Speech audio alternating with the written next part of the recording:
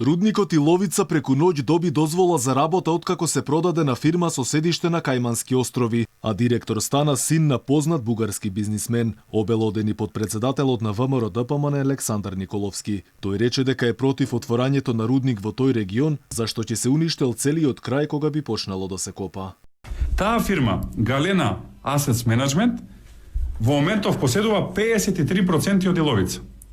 Значи станува доминантен собственик со 53% оваа фирма од Кајманските острови. Таа фирма, Галена Assets Management, го поставува за директор на Иловица Иван Вутов, за кој што јасно вели дека е нивни представник во бордот на директори на Иловица, ова е Иван Вутов.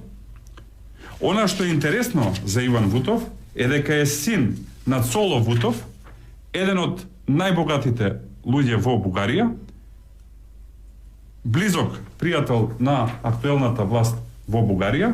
Николовски посочи дека и весниците низ Велика Британија, како што е Daily Mail, пишувале како поранешниот председател Барак Обама сугерирал дека во зградата каде е регистрирана фирмата за рудникот имало над 20.000 фирми, па така според Николовски се работело за најголемата шема за перење пари.